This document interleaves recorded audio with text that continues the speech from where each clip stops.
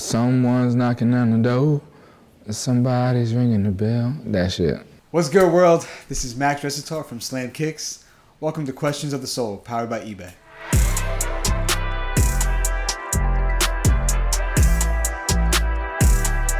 My guest today is an award-winning musician with a deep catalog of hits, an expansive knowledge of footwear, and a sweeping sneaker collection that's always evolving.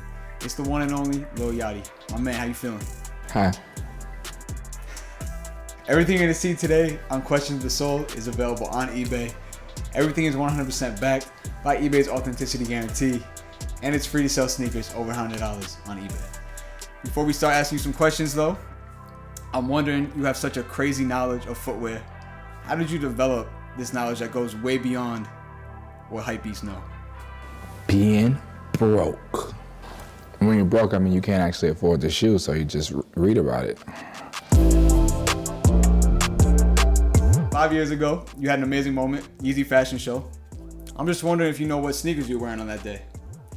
I was wearing 720, the gray one with the orange stripe. It's 720?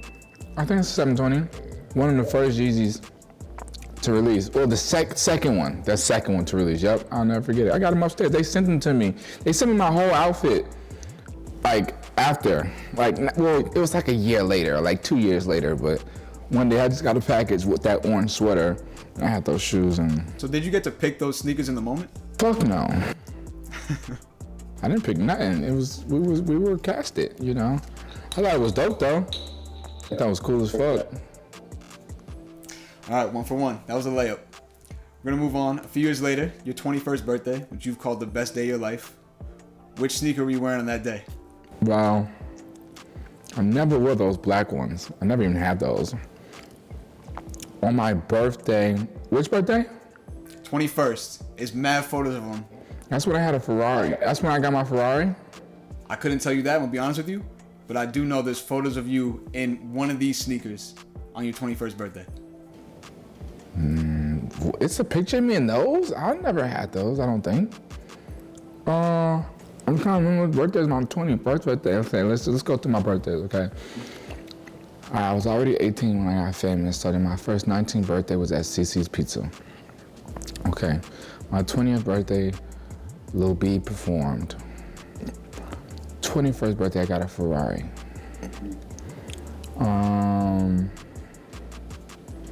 I had a sweater on with some big jeans.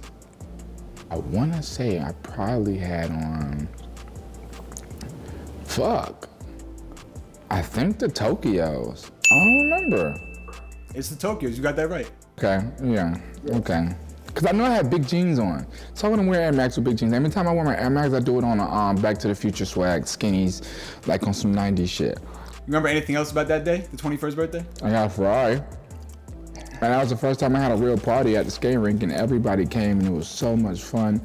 And I got a plaque for 200 million downloads, or 2 billion streams, something. I got a plaque for something. It was fun though. Everyone was there. I felt love.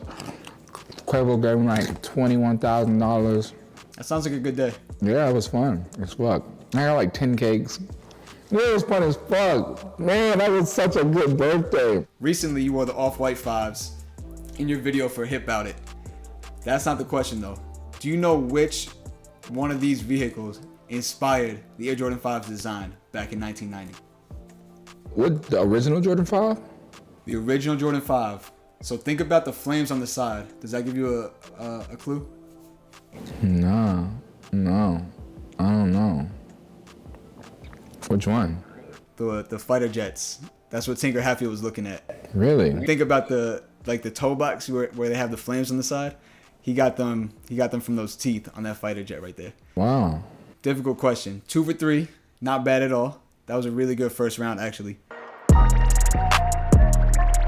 Who do you think has the best sneaker line ever outside of MJ?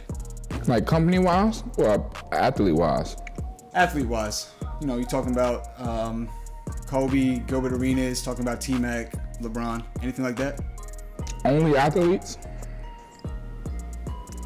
Yeah. Penny Hardaway. You said Penny Hardaway? Yeah. Amazing. That's some knowledge right there. I like that. We're gonna move into this first round. Unfortunately, it's not about Penny. It's about MJ. But I do want to know if you know which sneaker he was wearing during the flu game. The flu game shoe? Which number? 13s, 14s, or 12s? 12. 12s. Got it. Oh, you tried to put them not in order. That's funny as fuck. That's dumb funny. But do you have, before we move on, do you have a pair of J's that you think is underrated? Underrated? Yeah. Mocha 3s. Military blue 4s, fire red 4s, fire red 3s. Those amazing colorways. Mocha 3 specifically, that's a good ass colorway. Even when they re-released it, it was kind of whatever to people, but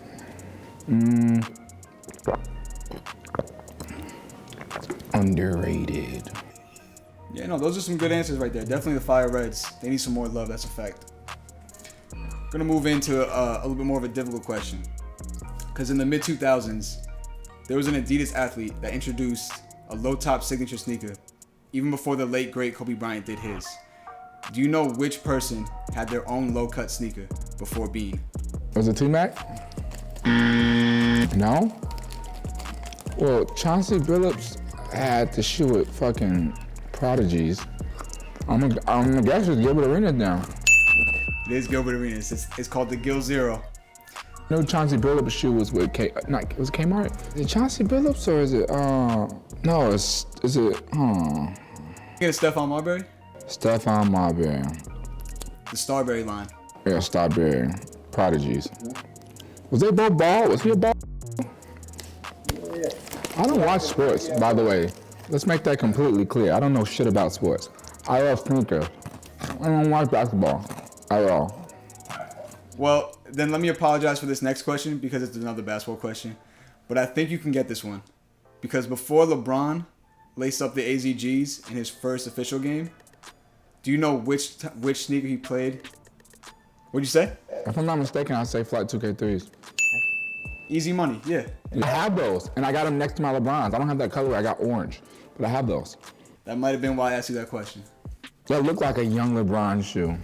I love that shoe. Well, that brings me to my next question because as someone with your knowledge, which pair of sneakers from the early 2000s do you think needs more love? Well, Sharks are ugly as fuck. They won't survive today. Cements get the love they get, so. But see, the way technology is set up with shoes now, like those shoes are a little too heavy. Those Flight 2K3s, they're a little too heavy for today's time, especially in basketball, so. They could redesign them and be a little bit more slim, you know, an updated version. I would say that shoe. I like that shoe. It's a little bit more. It's got an older design to it though. I think that's why it's good for what it is. It gives you that vintage look of a Nike shoe, you know, like it gave you that 2003 vibe, you know. So it's like, what much more could you improve to it, you know? That take away from it. When you say, because I know what you're talking about, right? Like it does look like an early 2000s sneaker, but can you verbalize what you mean by that as far as design wise? It's just real simple, you know, like it's not over the top. Like it's two colorways. It's got a shock bubble and then a little check in the front. You know what I'm saying? Like if you looked at the shoe, it's thick. Like it's not a thin, lightweight shoe. It's a thick shoe, you know what I'm saying? If I wasn't lazy as fuck, boy, I'd run up and get mine. It's a thin shoe, you know, it's got the little dots in it, but it's a thick shoe. So it's like, it's not ideally the best shoe to play basketball in now. And because you're a musician, we got to talk about music real fast. Can you tell me who the first either band or artist is that you fell in love with? Coldplay. Really? Yep. Like the Yellow era? Yes. Yes. That's dope. I was not expecting that. I like that answer a whole lot. That's the first band. That's the first band my dad to date. I can remember him playing for me. Dope. And Paul McCartney. You said Paul McCartney? And I didn't even know who the Beatles was, just Paul McCartney for a long time. Because my dad loved Paul McCartney, like older Paul McCartney after, you know, they had split up. I mean, well, they were dead, most of them. Like, someone's knocking on the door, somebody's ringing the bell, that shit. That song brings a lot of memories. I like that. So for the first question of this round, do you know who linked up with Allen Iverson for a commercial back in the early 2000s? Jadakiss, right? Jadakiss, exactly, for the A5. Easy money. Do you have a ball player that you would try to link up with right now to do a commercial like that? Do I have a ball player? Yeah. Anyone that you would want to work with in that type of capacity? Either Melo, Ball, or Bobo. Oh, Somebody young. Somebody definitely extremely young. Bobo or Melo Ball. that's incredible. Shout out to Bobo. You already know what time it is. All right. Easy money right there. This next one. Do you know who wore the Concord 11s to the 1996 Grammys? Nah, that's hard. Would it be TLC?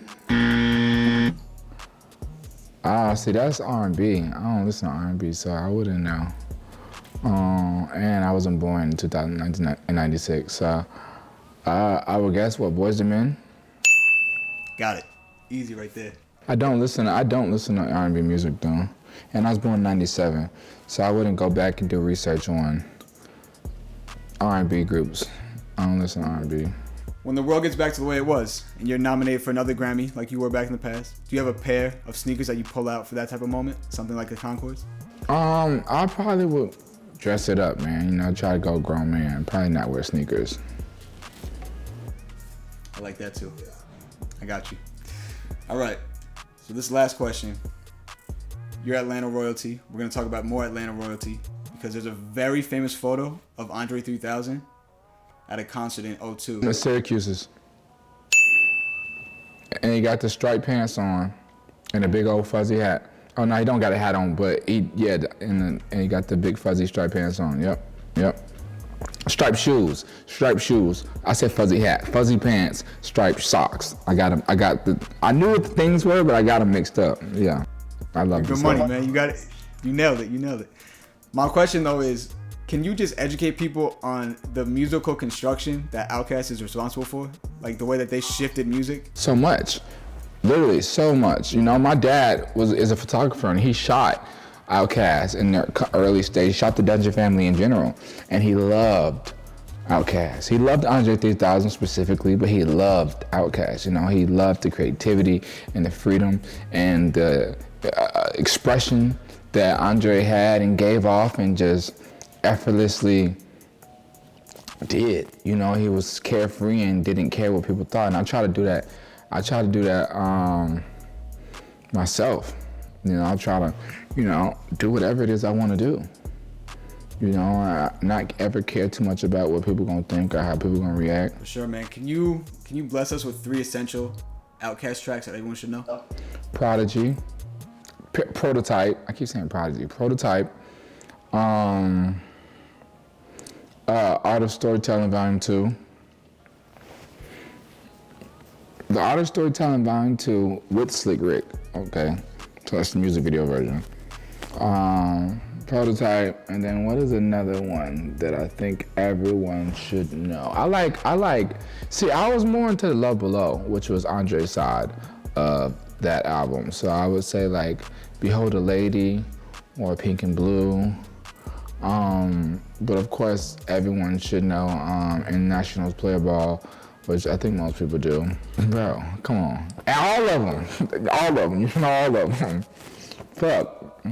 All right, so Lil Yachty came through on Question of the Soul. He got 7 out of 9 correct.